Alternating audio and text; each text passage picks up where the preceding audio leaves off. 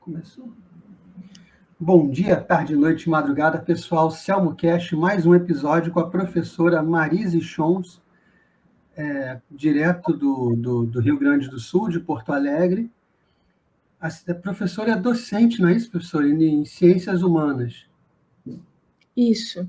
Eu hoje dou aula na pós-graduação em Ciência Política e Direito do Mises Academy, também no mestrado em Economia da Universidade de São Francisco Marroquim, além de cursos livres que eu mesma organizo, e sou pesquisadora associada do Mackenzie. Tá certo. E aqui, quando a gente abre já o seu Instagram, tem um Linktree, e aqui tem alguns cursos, algumas coisas suas. Para começar, tem um livro, O Mínimo sobre Marx, que é da editora O Mínimo, né? Uhum. Inclusive, eu estou com ele aqui. Ele é um livro introdutório sobre o pensamento marxista, e ele foi a última publicação, vai sair outros no decorrer do ano. Na mesma editora? Provavelmente, no mesmo grupo editorial, pelo menos. Tá, e além disso, tem um seminário do pensamento marxista para não marxistas. Do que se trata, mais ou menos? É um mapeamento das diferentes vertentes dentro da história da corrente marxista, desde Marx, né? A primeira parte do curso é o pensamento original, o pensamento marxiano. A maior parte do curso, na verdade, são as correntes que se desdobram, principalmente no século XX, tanto intelectuais quanto políticas, propriamente. E, no fim, alguns argumentos críticos às correntes do marxismo, que envolve diferentes autores sobre diferentes perspectivas, né? A crítica econômica, a crítica sociológica, a crítica moral. Eu digo para não marxistas porque a palavra marxismo, geralmente faz referência a uma vertente política, ideológica muito conhecida.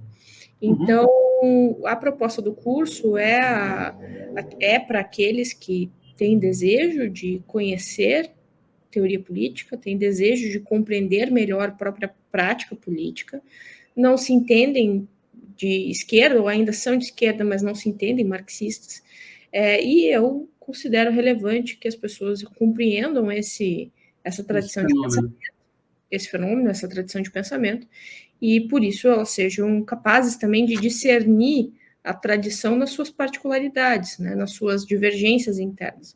Então, devido esse seminário, ele tenta corresponder a uma demanda que eu percebia das pessoas que não eram, obviamente, marxistas e falavam coisas sobre o tema muito distantes da realidade, tanto da literatura quanto da própria dinâmica da história. Então, a proposta é uma proposta bastante descritiva, classificadora desses diferentes padrões argumentativos dentro da tradição marxista. E aqui também tem um cronograma completo. É um material de apoio, né, esse cronograma? O cronograma é o que a gente tratou, né, no decorrer do seminário. O seminário hoje já está todo gravado. E frente ao que nós tratamos, ali é um planejamento, né, um planejamento. Tá. Os materiais de apoio, existem materiais de apoio dentro da plataforma, junto com testes de fixação, né, sobre o conhecimento dado em cada aula. São quase, se não me engano, são 21 aulas e mais 8 ou 6 palestras, agora eu não consigo me lembrar exatamente, mas é bastante conteúdo para quem deseja assistir. Ainda é possível fazer matrícula, fazer o curso? Sim, está aberto. Mas o mais recente agora, que está ocorrendo, que está sendo gravado e que tem possibilidade de aulas ao vivo, é o seminário Enciclopédia das Ideologias.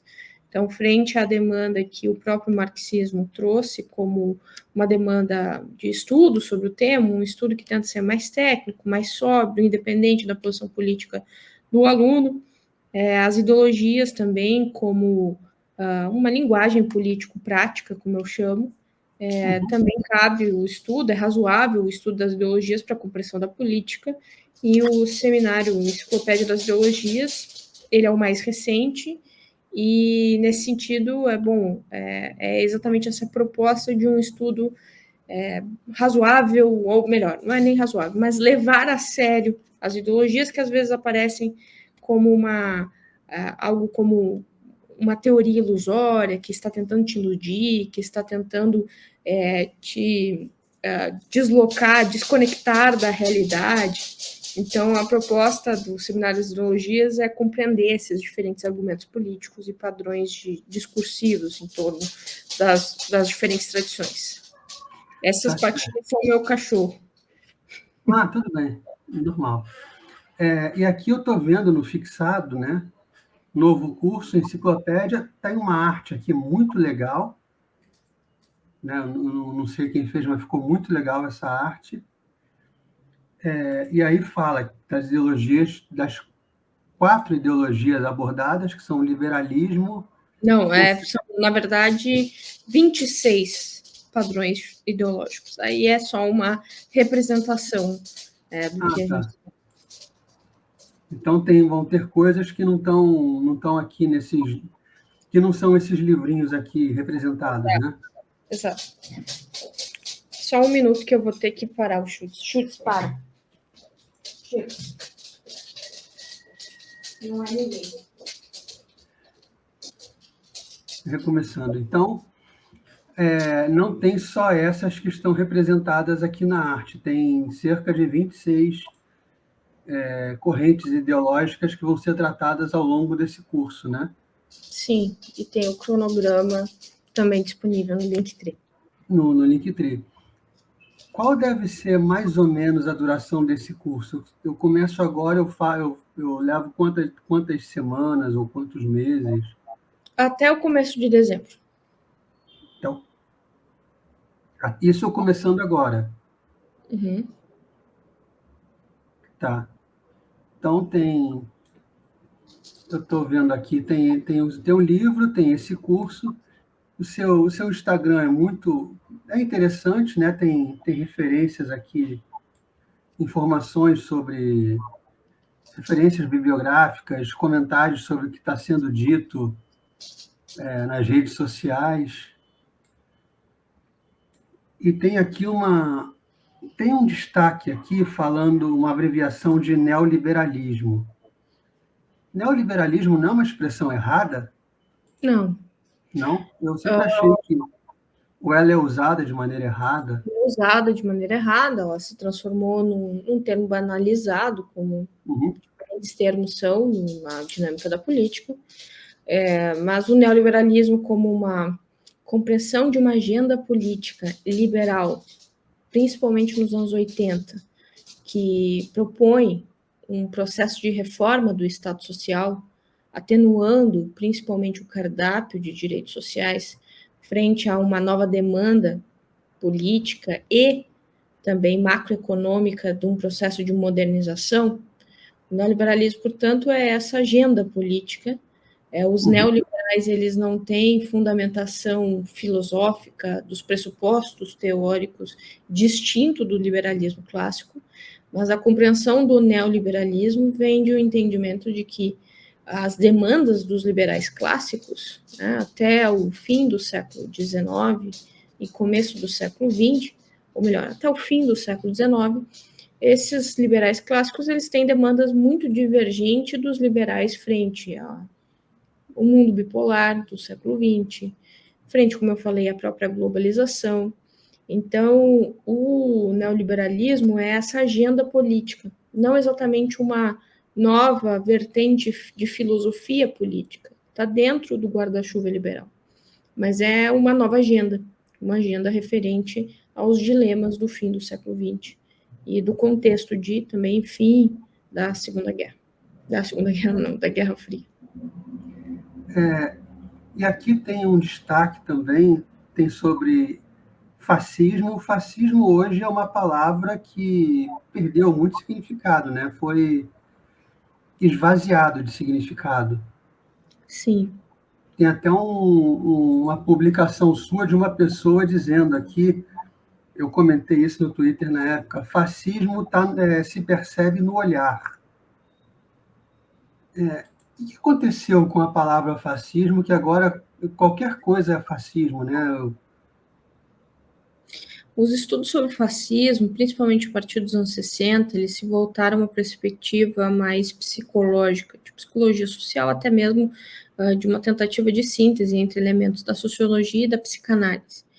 Então, por mais que possa ser válido esse tipo de hipótese, esse tipo de recorte, esse tipo de abordagem da psicologia, tentando, né, conversar com a sociologia, existe um risco, né, existe um custo, podemos dizer assim, no debate, que foi uma análise psicologizante, às vezes um pouco sem critério, né, bastante sem critério, onde não existe verificação empírica dessa psique, e isso eu acho que reforçou uma retórica política que é resultado, lógico, da depreciação óbvia do fascismo como um modelo disponível, um modelo que tinha algum prestígio no começo da década de 30 e que, obviamente, pós-Segunda Guerra, esse prestígio ele foi, por razões justas, completamente aniquilado. Então, frente ao peso dessa palavra, o fascismo se transforma em uma arma política para desqualificar o adversário. Eu acho que, bom, isso não só se dá por termos, vamos dizer assim, interesses utilitários, do próprio cotidiano pragmático da política, mas também acho que por conta dos estudos sobre fascismo deslocarem o fascismo de um evento histórico específico e acabarem atribuindo o fascismo a diferentes comportamentos políticos que nem sempre são verificados de uma maneira criteriosa. E ele é um fenômeno do início dos anos 30. Ali no início dos anos 30 houveram fascismo, nazismo, acho que o comunismo também. Eles são semelhantes entre si ou são coisas completamente diferentes? Essa não só é uma disputa no plano da própria política, mas também uma controvérsia acadêmica, né? Alguns teóricos vão encontrar aproximações, principalmente devido ao fascismo ser um resultado das lutas sindicais, especialmente na Itália. Ou seja, existe um entendimento tanto do fascismo quanto do nazismo de uma perspectiva antiliberal e, em certa medida, uma reivindicação de um verdadeiro socialismo. Mas é importante, sim, considerar que também um dos elementos, tanto do fascismo quanto do nazismo, foi sua proposta não só antiliberal, mas também anticomunista. Então, esse é um dado histórico bastante factual que existiu, tanto na dinâmica geopolítica, apesar de alguns momentos de aproximação entre Stalin e Hitler, por conta de dinâmicas da própria geopolítica. No caso, há uma agenda anticomunista própria do fascismo. Então, é o que eu falei, alguns autores aproximam, tentando identificar raízes comuns. A principal tese em relação a isso é, por exemplo, a tese do totalitarismo, onde o stalinismo, o nazismo e o fascismo seriam faces da mesma moeda, ou seja, uma nova forma de poder que utiliza do aparelho burocrático, das mídias de massa, de um líder carismático para conseguir se impor de maneira totalitária no ambiente político, vigilância doméstica, também política expansionista territorialmente quando se trata de ambientes internacionais, enfim, Estado militarizado. Então, existem autores que vão olhar para esse fenômeno, encontrando aproximações, apesar de não negarem um fato que é a agenda anticomunista do fascismo e do nazismo. Agora, lógico que existe resposta e controvérsia em torno disso. Alguns vão considerar a posição da União Soviética essencialmente antifascista, tanto no momento da Segunda Guerra Mundial, né, que ficou ali muito claro a entrada dos soviéticos em Berlim, mas também numa suposta luta anti-imperialista, tanto do Stalin quanto da União Soviética. E aí, claro, há muitas distorções nesse sentido, né? porque se desqualificar as teses do Estado totalitário, às vezes envolve em atenuar algumas tomadas de decisão de um Estado absolutamente presente e bastante coercitivo, que foi a experiência do socialismo real soviético. E aí eu acho que o pior ainda é ignorar, por exemplo, o elemento antiliberal que o fascismo tinha, e aí atribuir fascismo a perspectivas mais conservadoras ou ainda perspectivas mesmo que liberais, como hoje, inclusive, eu fui acusada de ser de extrema-direita porque estava defendendo a democracia representativa.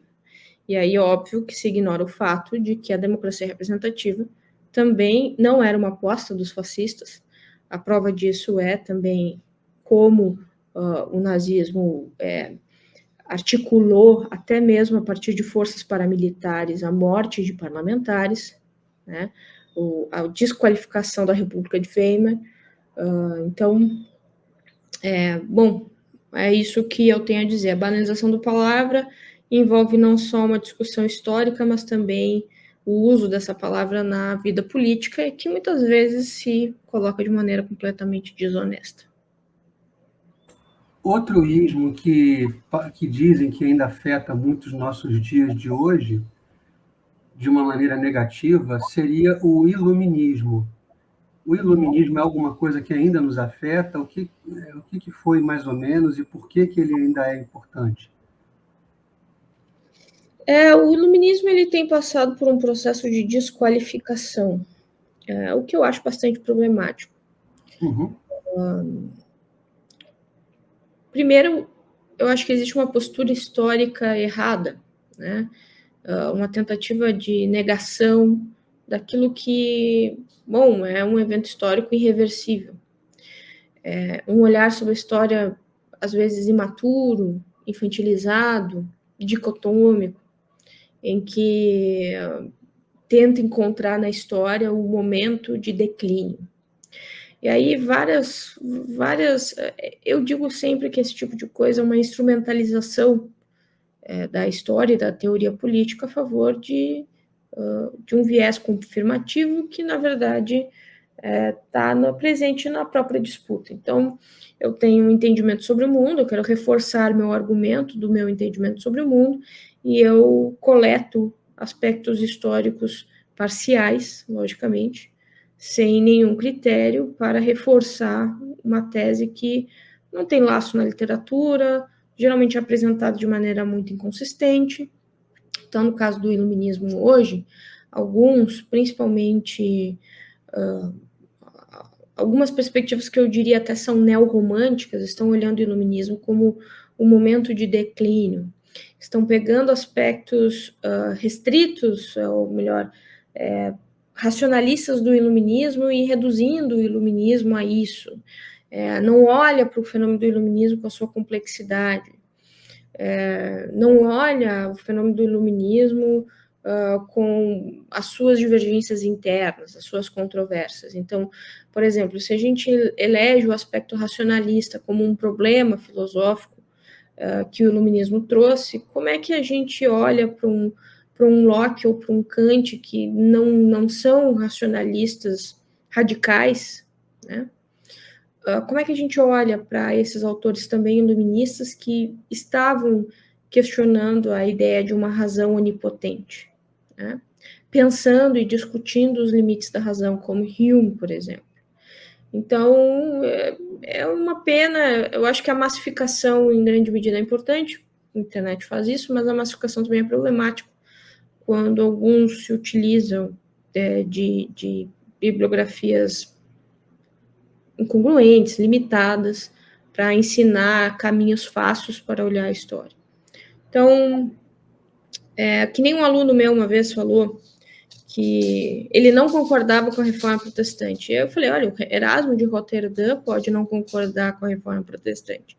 O Burke podia não concordar com a Revolução Francesa. Agora, você não tem nada a fazer em relação à reforma protestante ou à Revolução Francesa que não compreendê-la. E todo o evento histórico importante, paradigmático, ele nos traz elementos que hoje são razoáveis, por exemplo, as mesmas pessoas que são contra a Revolução Francesa reivindicam uma democracia que tem alguma representação da vontade popular, e isso é a Revolução Francesa, reivindica uma ideia de direito de propriedade individual, isso é muito relacionado também à Revolução Francesa, e eu acho que podemos encontrar aspectos que são criticáveis dentro da Revolução, como a própria violência, como próprio paradoxo da consequência do autoritarismo napoleônico pós-revolução, que abriu-se, sim, uma janela de oportunidade para o crescimento autoritário pós-revolução, que é um paradoxo, porque essa não era a intenção, mas isso não é restrito à Revolução Francesa, faz parte de qualquer evento histórico. Por isso a gente tem que olhar a história com maturidade, não olhar a história com esse viés, às vezes, emburrecedor, de querer sair pelo caminho mais fácil e mais simplificado sobre as coisas. E, nesse sentido, o seu curso agora, Seminário das Ideologias, acho que dá uma ajuda a sair desse caminho mais fácil e compreender as complexidades todas de todos esses aspectos.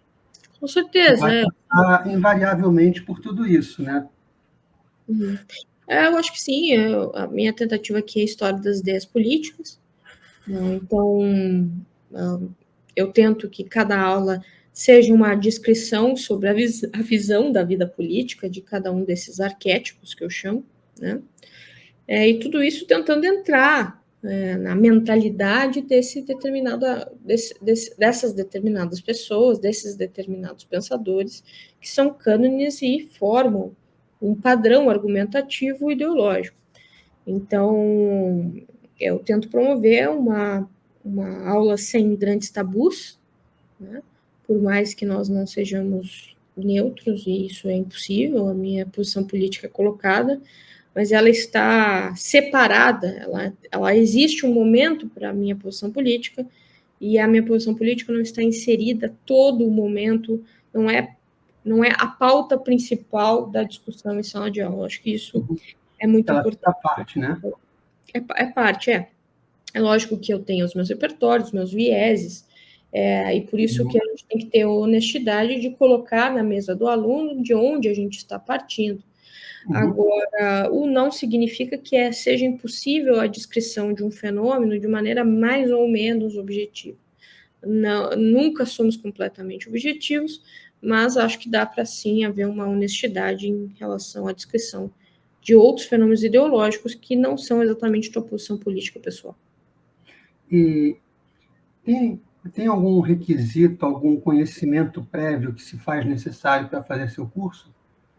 Eu tenho alunos de diferentes níveis, né? Desde alunos que são da engenharia, alunos que são da RI, das ciências humanas, alunos que são mais velhos, alunos que são mais novos. Então, eu gosto muito dessa diversidade em sala de aula.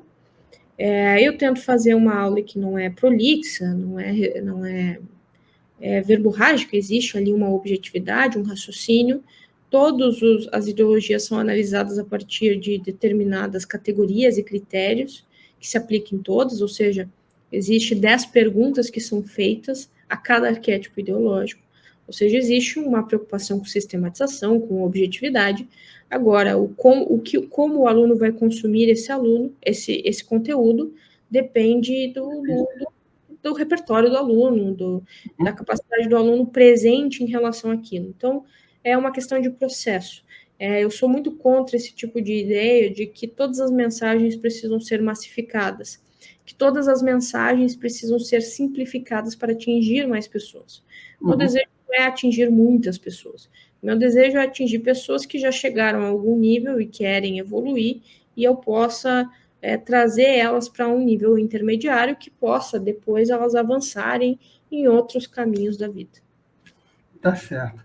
Agora, a gente chegou a combinar uma coisa, a falar que ia falar um pouco sobre como o seu jeito de estudar, os seus métodos de estudo, de memorização, porque para chegar ao ponto de montar um curso desse, de responder algumas questões com clareza e tal, foi preciso uma dedicação a estudos, a uma organização do tempo, métodos de memória. Eu vou ser bem sincera, eu acho que o melhor método é constância e não burocratizar os seus estudos. Então, as pessoas às vezes têm expectativa de encontrar o melhor ambiente para ler, o dia onde elas estão com mais tempo para se dedicar. E fica criando uma ansiedade e empecilhos que tornam os estudos uma espécie de ansiedade por procrastinação. A questão é entender que as ciências humanas, o repertório, às vezes, ele é adquirido de maneira não linear, e isso não é um problema. Às vezes você tem uma aula e o insight da aula vamos dizer assim, você obtém o conhecimento anos depois, quando você conecta uma coisa a outra, né? Ou seja, você está tendo uma aula sobre Kant, 5 anos depois você está tendo uma aula sobre Hegel, e aí você entende Kant através de Hegel, e isso faz parte, ou vice-versa. Então, acho que não é essa expectativa de não estruturar tanto a ponto de você não conseguir cumprir essa burocracia que você está impondo a si mesmo. É ler em qualquer lugar, é estar sempre lendo.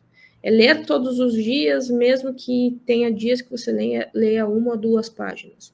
É estar sempre buscando. As pessoas, eu não tenho esse método, eu não gosto de vídeos, YouTube, mas as pessoas hoje estão lendo audiobooks. Se isso funciona para você, faça. Se não funciona, desista. Não existe esses coaches que tentam impor a você sem conhecê-los como estudar. Na verdade, no máximo eles podem botar ali para vocês o método deles, mas me preocupa muito que, como eu falei, o aluno fique realmente preocupado em seguir um método, e mesmo que esse método não seja eficiente. Então, para mim, as regras são: não burocratize, seja constante, as coisas nem sempre são imediatas, às vezes você vai entender algo depois de muita insistência, e risque nos livros, não tenha medo de riscar nos livros, não tenha medo de escrever à mão, não tenha medo de, por exemplo, não ter o ambiente perfeito para estudar. Estude de maneira não linear. Mesmo, por exemplo, um autor mais complicado como o Marx. Sim. Aí é outra coisa. É outra coisa. Pegar e ler um Marx é diferente de pegar e ler um livro de um romance, por exemplo, né? Com certeza. É mais puxado, tem conceitos. Eu acho que outra coisa também tem ajuda de professores. Os professores, eles podem te indicar, por exemplo, no meu livrinho sobre Marx tem um programa de estudos, por onde começar. Então, os professores, eles com certeza podem te ajudar. Nem sempre os interesses dos alunos estão em entender Marx. O seminário, ele vem exatamente sobre entender Hegel. Às vezes está em entender, por exemplo, o conceito de Estado. Está a entender o conceito de democracia. Está para entender o tema da política. Então, acho que olhar para os seus interesses é importante, e frente aos teus interesses, formas melhores de estudar vão se apresentar. Então, por exemplo, se o seu interesse é sobre uma categoria, um conceito, uma discussão, eu geralmente sugiro muitos dicionários. Dicionário de filosofia, dicionário de política. Os dicionários, eles são muito interessantes. Agora, se você quer estudar um autor, eu sou muito a favor, dependendo do autor, começar, sim, por comentaristas. Então, o comentarista, ele vai te dar um trabalho, ele vai te poupar um trabalho de sistematização, de apresentação da obra do autor. Depois de eleger bons comentaristas, e para isso você tem professores que podem te orientar nesse sentido, aí sim, parta para o autor. Então, geralmente, Marx, por mais que eu possa sugerir, sim, que o aluno comece por manifesto comunista, eu geralmente também sugiro que ele não vá direto para o Capital, que ele pegue ali uma fase de transição, ou até mesmo um jovem Marx, com ideologia alemã, por exemplo, que para mim é a obra talvez mais importante do Marx a ser lida antes, inclusive, do próprio Capital. Não, meu microfone está funcionando. E essa coisa dos comentaristas vai servir para todo mundo, para Marx, para Hegel, para Kant. Antes de mergulhar no próprio autor, já tem alguém ali que já fez esse trabalho para você, já mastigou um pouco as coisas. Sempre tem um cara com fetiche que quer pagar de intelectual que diga vai direto para os textos originais. Ir direto para os textos originais, dependendo do seu repertório, vai fazer ou você não entender nada, ou vai fazer você entender coisas erradas, equivocadas. Então, eu sou muito a favor dos comentaristas. Agora, só tu não pode ficar nos comentaristas se você quer entender mais profundamente sobre um autor. Ou seja, você não pode simplesmente ler um comentarista e sair por aí achando que é doutor em um autor. Então, o comentarista, ele é uma fase dos estudos, mas não você pode ficar, obviamente, com os comentaristas, só seja honesto consigo mesmo e com o outro em relação a isso. E sim, existem coleções maravilhosas, como, por exemplo, a Cambridge Companion, como, por exemplo, a editora Vozes tem... A editora Vozes tem uma coleção sobre o pensamento moderno muito bem feita. Então, isso para mim é essencial. Dicionários e bons comentaristas. Esse caminho foi o seu, como é que eu vou dizer, o seu beabá para compreender determinados pensadores e tal. Sim. Começou assim, do zero para o comentarista, e aí foi, aos poucos, aprofundando a ideia do autor. Eu entrei na faculdade em 2008, 2009, e eu logo adquiri um dicionário etimológico, que um professor sugeriu, um dicionário de política do Bobbio, que é clássico. Aí eu comecei minha coleção de dicionários, então eu sempre me pautei muito em dicionários. Eu acho que uma das coisas importantes em ciências humanas é compreensão da categoria. As categorias são códigos, só que não são códigos que tenham um significado apenas, elas estão em disputa, geralmente. Então, a palavra democracia é um código, mas ela não tem uma definição única sobre o termo. Existe uma discussão em torno do termo, assim como Estado, assim como sociedade, assim como indivíduo.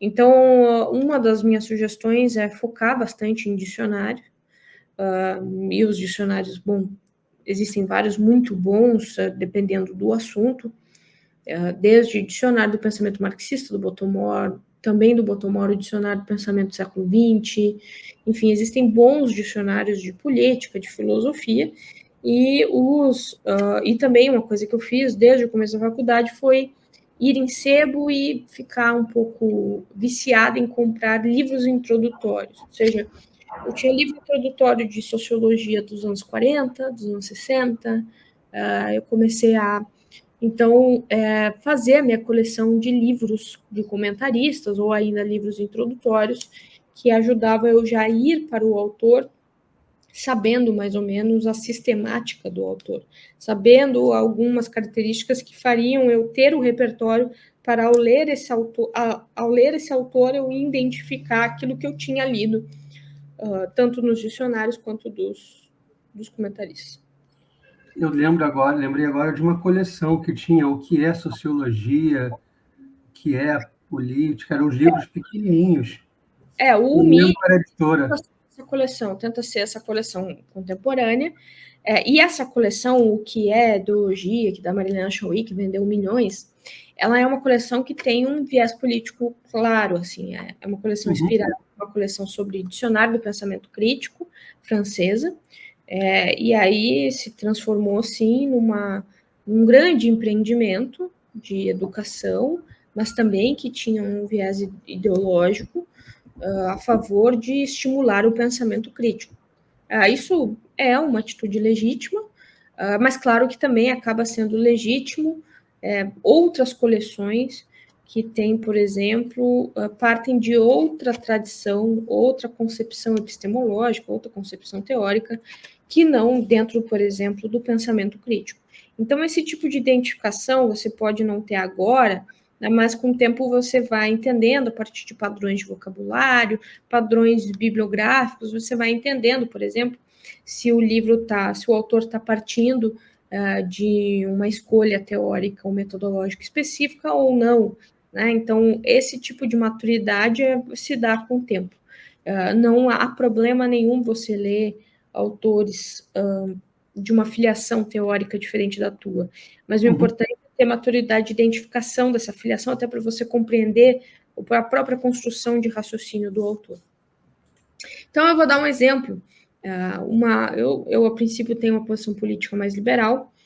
Para algum liberal trabalhar em cima do tema de Marx é algo impossível, algo que, bom, vai ser não só limitado, mas vai ter aqui uma postura interessada em desqualificar o Marx. E eu parto de uma outra concepção de que existe algum nível de objetividade, de que existe ainda uma possibilidade de produção de ciências sociais e que, se existe uma produção de ciências sociais, existe também a possibilidade de descrição sobre o tema, sem que essa descrição seja imediatamente interessada. Então, o meu interesse é descritivo e não desqualificador da imagem do Marx, até porque mesmo os não marxistas, eles precisam entender, e eles precisam, às vezes, entender muito mais os pressupostos desse tipo de teoria que se desdobram depois em orientação de ação política, de alguns grupos, de alguns partidos e assim por diante. Então, claro que para isso existe não só uma crença, mas uma postura teórica de que é possível fazer essa descrição. E nem todos acreditam que isso, de fato, é possível. Né? Então, essas escolhas, que são escolhas antes epistemológicas, depois teóricas, e que acabam refletindo em entendimentos políticos, você também precisa ter atenção, mas isso depende de uma certa maturidade. Tá certo. As ciências humanas hoje, elas estão meio que, não sei, da minha perspectiva, elas estão meio que um campo de batalha, não? As coisas assim estão muito... O pessoal tá brigando muito por conceitos que talvez fossem mais óbvios, deveriam ser mais óbvios, mas eu estou vendo que as pessoas estão brigando muito nesse sentido, nessa área. Estão tendo um debate muito acaloradas, muita coisa desse tipo. Ou eu estou enganado? O debate, a disputa em torno das categorias sempre existiu. As ciências humanas é baseado nisso. Fazer ciências humanas é isso. Tentar descrever categorias, tentar conceber categorias capazes de descrever a realidade, descrever a dinâmica da sociedade, das relações sociais. Isso é exatamente o nosso trabalho. Agora, existem momentos, sim, de maior apaziguamento político, de maior consenso, de menor amplitude de questionamento sobre algumas coisas. Um exemplo disso é como o fim da Guerra Fria trouxe consensos em relação ao fim de um projeto de socialismo real, consensos em relação ao entendimento de democracia a partir dos termos liberais, sempre havendo divergências e disputa, mas existia um espaço de maior apaziguamento. Né? Inclusive, nesse sentido, o tom acaba sendo um tom menos agressivo, existe um ambiente menos agressivo-passivo, menos tenso, menos desconfiado quanto a esses ambientes de discussão.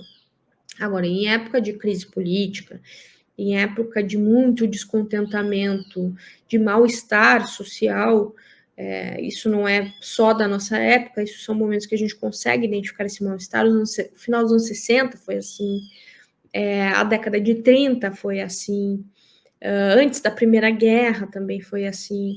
Então, esses elementos de conflito podem existir, e aí eu acho que sim, a gente está num momento mais difícil de discussão. Alguns autores, como Bateson, eles vão chamar isso de duplo vínculo. Existe um certo momento que a comunicação social ela não suporta a fragmentação e a complexidade, é como se não suportasse o cinza. E aí a comunicação social se torna absolutamente violenta, e isso estimula rupturas sociais, porque não há, nesse contexto, a possibilidade de compreensão das coisas na sua na sua complexidade mesmo, né? Na sua fragmentação.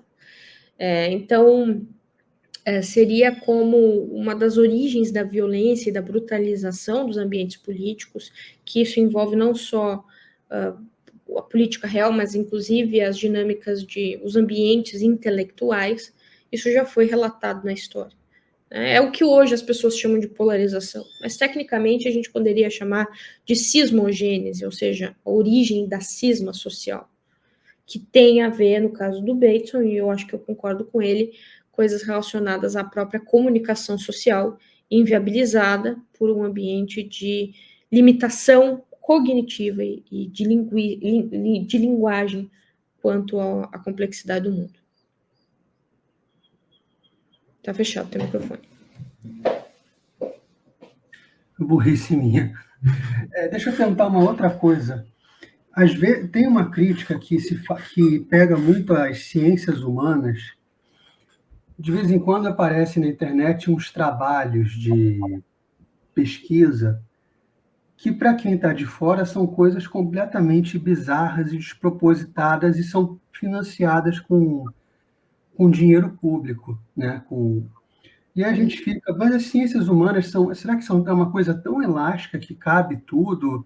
Não tem como evitar que determinadas coisas venham a ser tema de trabalho? Às vezes até a pessoa pega o nome de um cantor e faz uma tese de mestrado em cima, coisas do tipo. O que acontece assim? Eu acho, assim, particularmente, individualmente, a minha opinião, né? A minha opinião sobre isso. Eu não me dedicaria a esses temas, eu também acho esses temas, às vezes, irrelevantes, só que a ciência, o ambiente acadêmico, é melhor, mesmo que existam custos, é melhor que seja livre. Porque se a gente produzir uma lista de assuntos relevantes, não só isso acaba sendo impossível, como essa lista vai acabar sendo arbitrária, onde aqueles que decidem e têm poder vão dizer o que é relevante e o que não é. Então, eu prefiro essa dinâmica caótica dos ambientes científicos, dos ambientes acadêmicos, mesmo que existam pesquisas ruins, e mesmo que eu lamente que exista um ambiente assim, tão frouxo, eu acho que o custo de limitação dessa liberdade pode ser muito maior. Então, eu sou a favor de uma ciência livre o bastante, e inclusive livre até mesmo de uma reivindicação que tem um apelo moral, e eu entendo que tenha, principalmente quando as universidades elas são financiadas com dinheiro público, que seria a função social da pesquisa. Eu entendo que é interessante, é relevante que as pessoas pensem em fazer pesquisa com função social, né, que exista ali um entendimento de prática social, de ser útil para a sociedade, devolver à sociedade. Mas eu também acho bastante limitante quando esse é o único incentivo e a única razão de se fazer pesquisa. A pesquisa e a educação é um fim em si mesmo.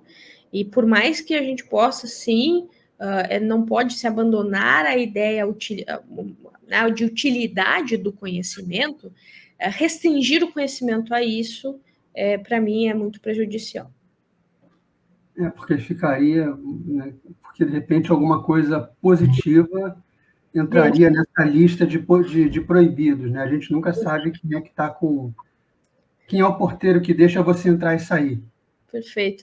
E aí, por exemplo, eu me lembro de uma tese da Ondina Fachel, que foi uma tese sobre as novelas da Globo no fim dos anos 80, começo dos anos 90. Ela foi, inclusive, a professora na antropologia.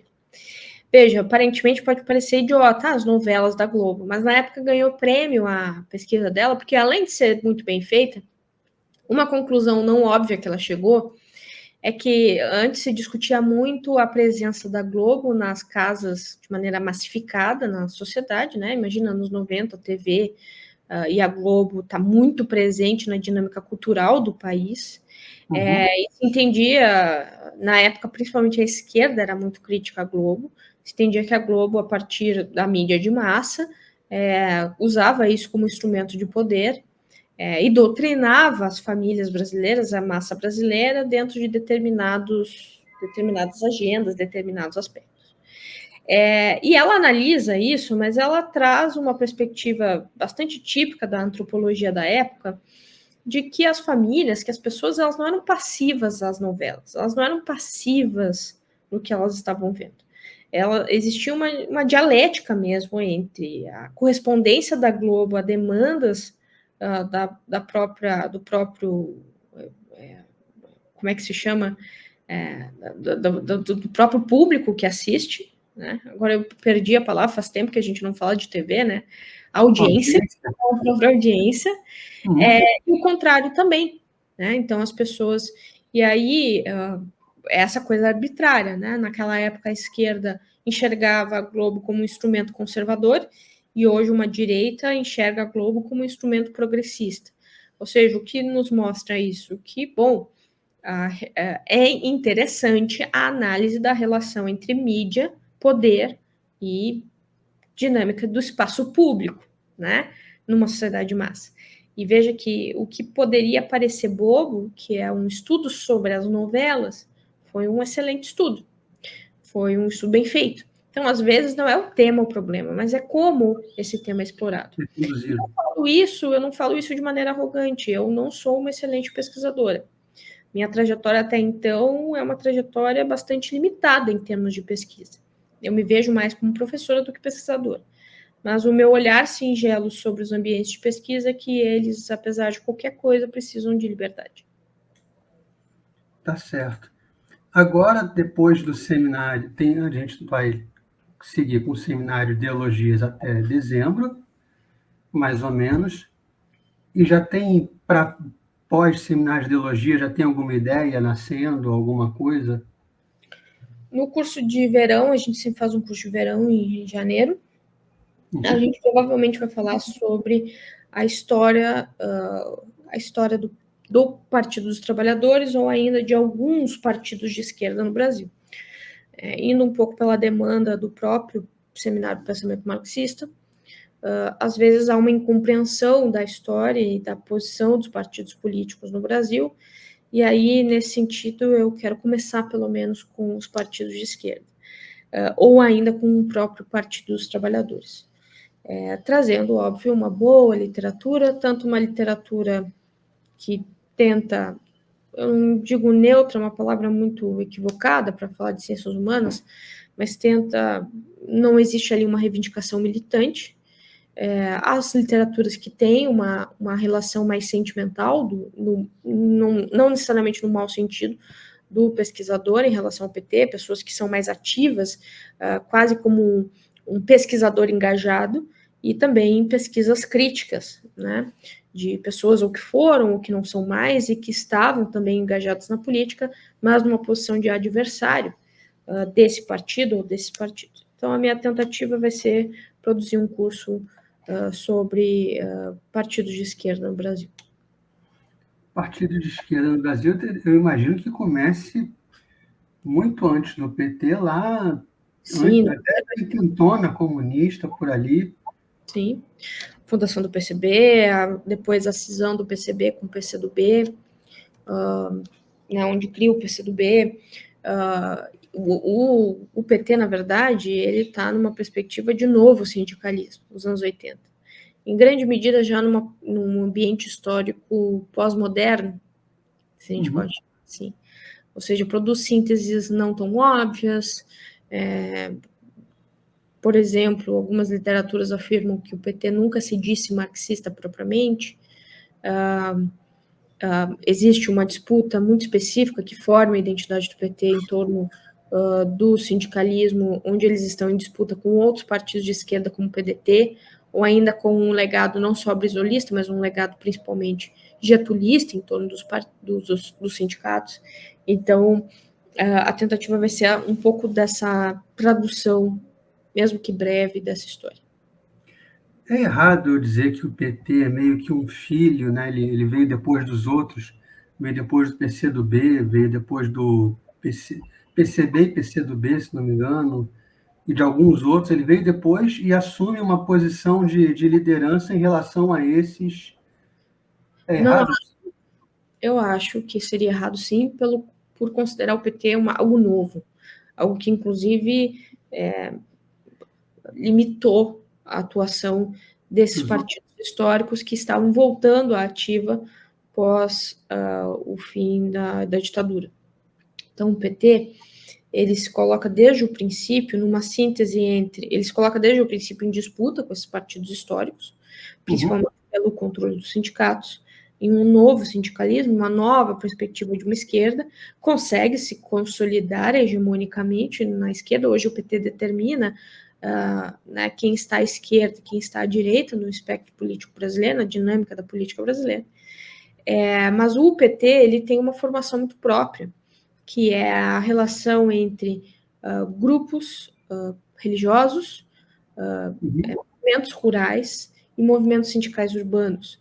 Então, eu vejo o PT com uma história muito particular, com uma identidade muito particular, e que, sim, em pouco tempo obteve bastante sucesso e, principalmente, submeteu no seu guarda-chuva outros partidos de esquerda, inclusive partidos de esquerda mais antigos. Históricos. Entendi. Então, vai ser... deve ser um curso interessante. Esse é um curso, mas deve ser um curso um pouco menor, né? Um curso de verão, deve durar coisa de um mês. E aí um grande curso para depois ainda não tem nenhuma ideia. Não, a gente recém começou o seminário das De ideologias. ideologia. Ano que vem eu ainda não sei. Geralmente eu planejo durante o ano. Entendi. Tomara que esse seminário das ideologias parece ser uma coisa bem interessante. Do que eu vi aqui no Instagram, eu achei muito legal. O fixado, né? E tem aqui um post, 7 ideologias, 7 dicas de leitura. Gostei bastante. E essa arte eu achei muito legal, porque parecem livros próprios, né? Parece que foi escrito um livro para cada ideologia. Isso ficou muito legal. Sim.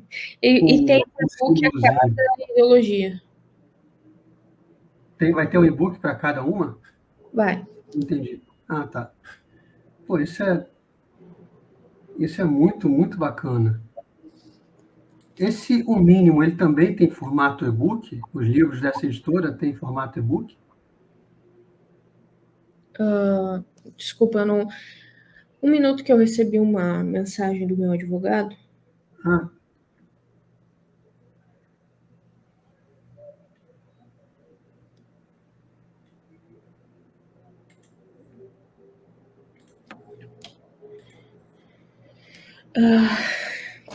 Desculpa. Não, tudo bem. Eu perguntei se o Mínimo também tem formato e-book. Sim, tem. Disponível na Amazon. Podem procurar lá.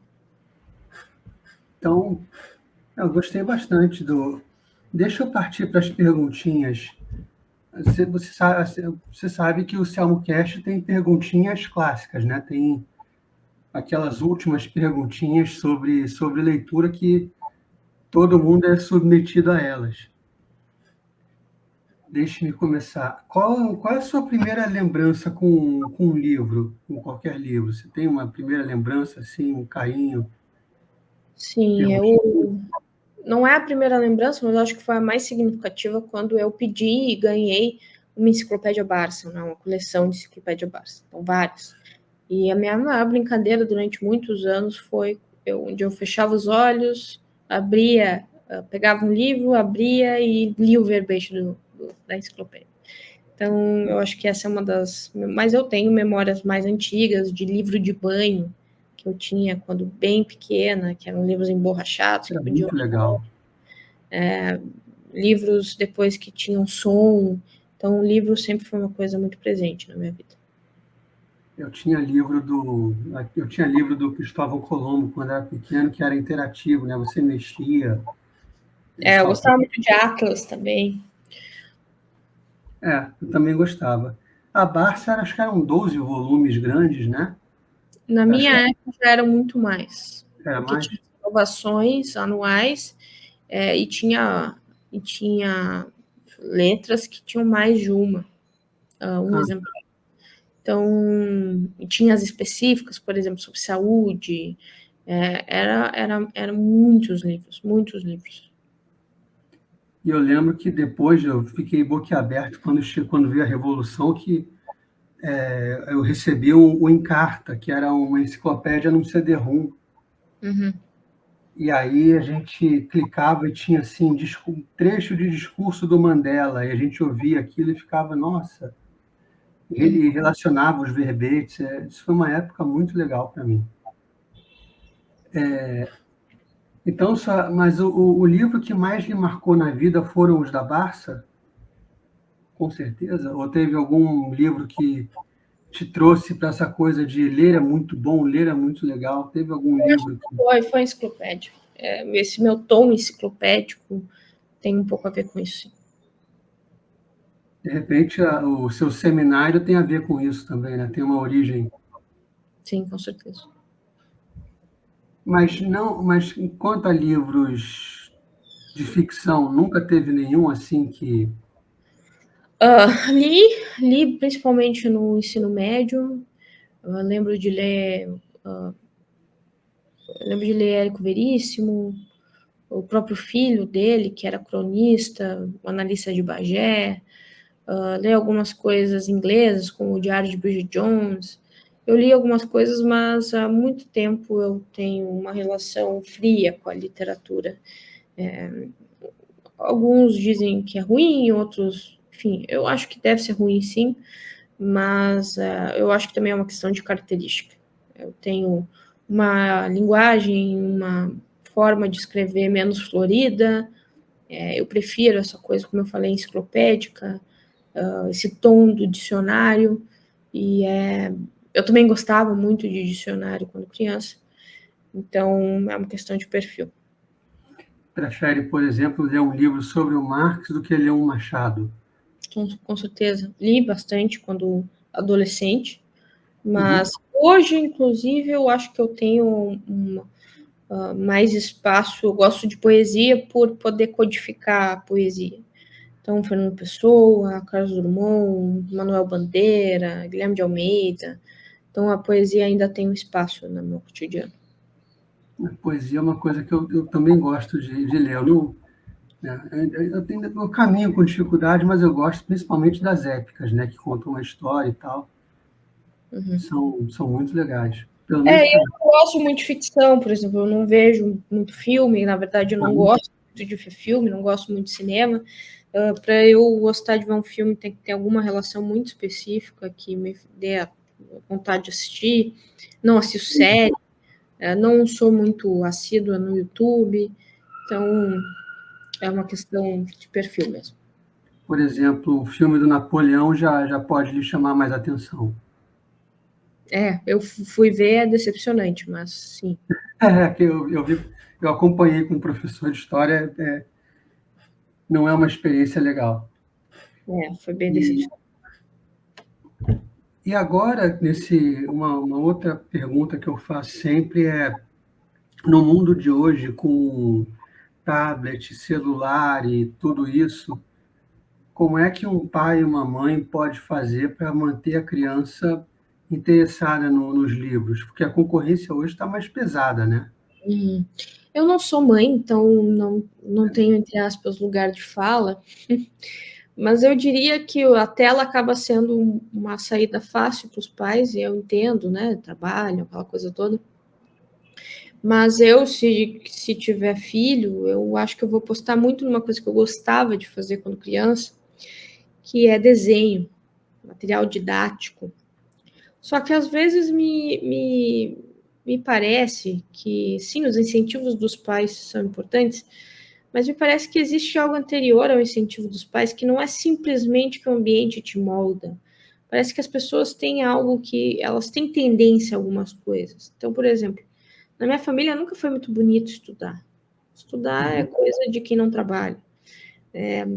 Minha mãe tem 4ª série primária, uma pessoa extremamente inteligente, mas também não era uma erudita, é uma pessoa da vida prática, o que eu admiro demais. Meu pai também é a mesma coisa. Então, o que é ótimo é que eles, ao mesmo tempo, ao verem que eu tinha interesse por livros, me enchiam de livros e me davam tudo o que eu precisava para os estudos. Então, acho que é também identificar o teu filho.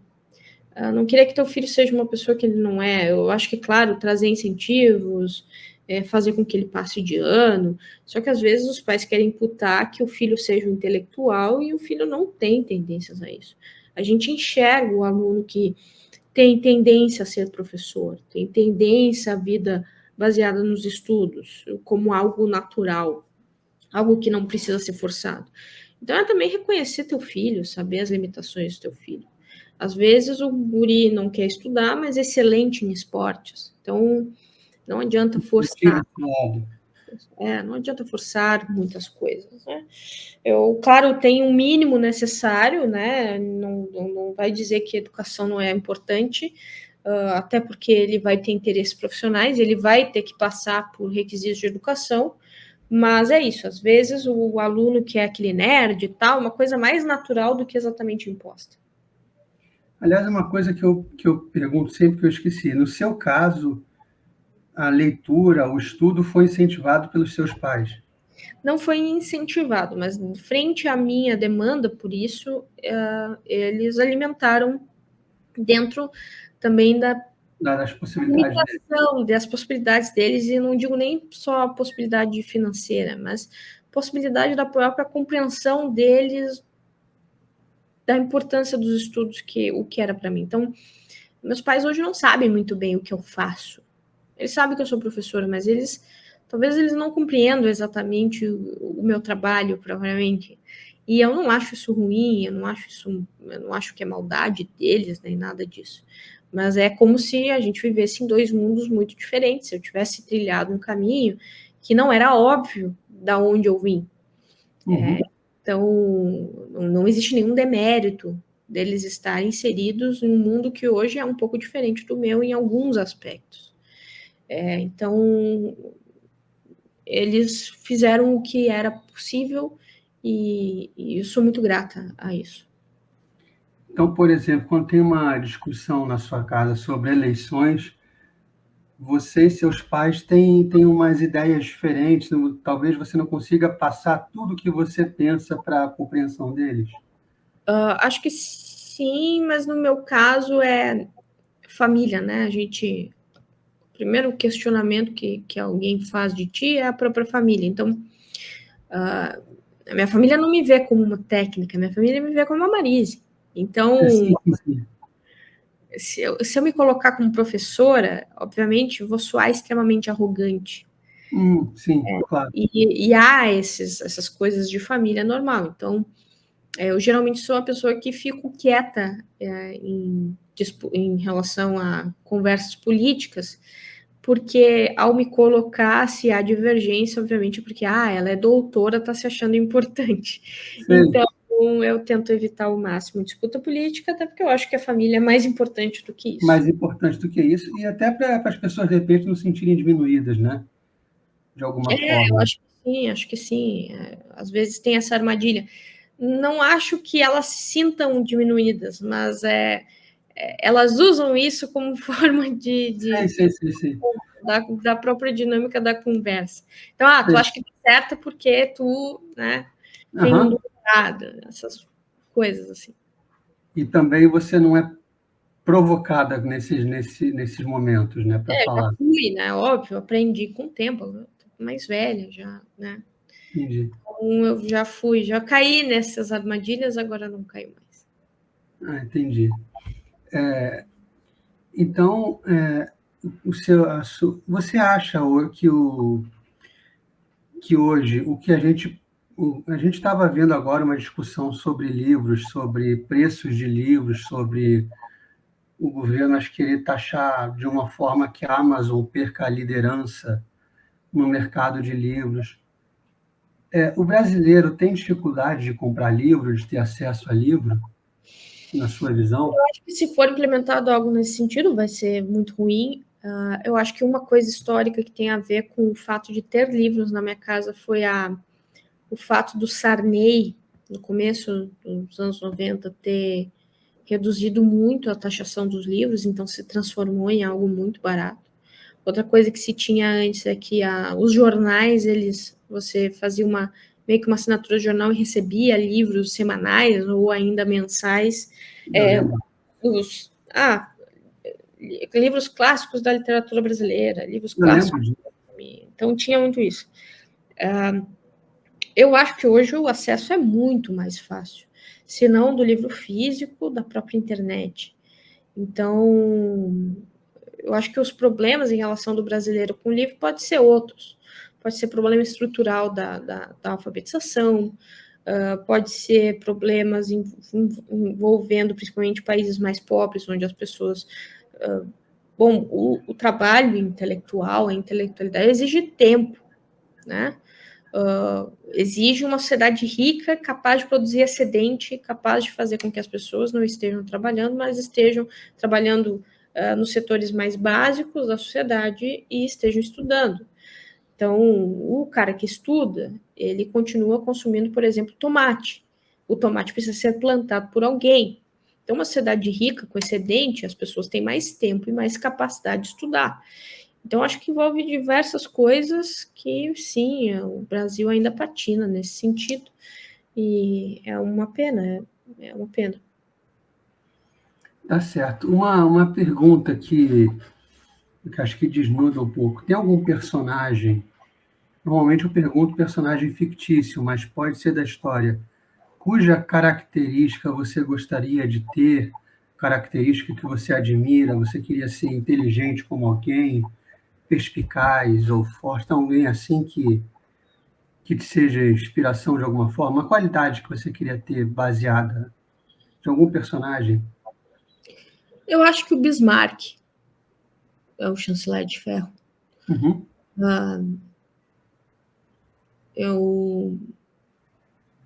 Eu aprecio o realismo político, eu aprecio a realpolitik, mas na prática, claro, dentro das escolhas que eu tomei, para mim, a política é um jogo difícil que precisa de um sangue frio, né? Que precisa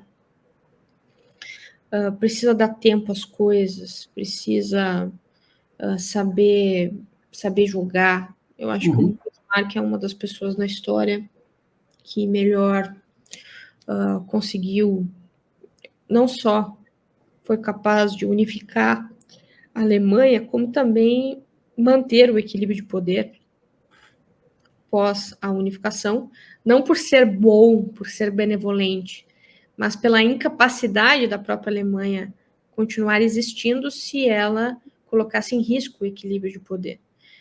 Para alguns historiadores, a demissão do Bismarck é o começo do mundo contemporâneo, é o começo do processo que levou à Primeira Guerra Mundial.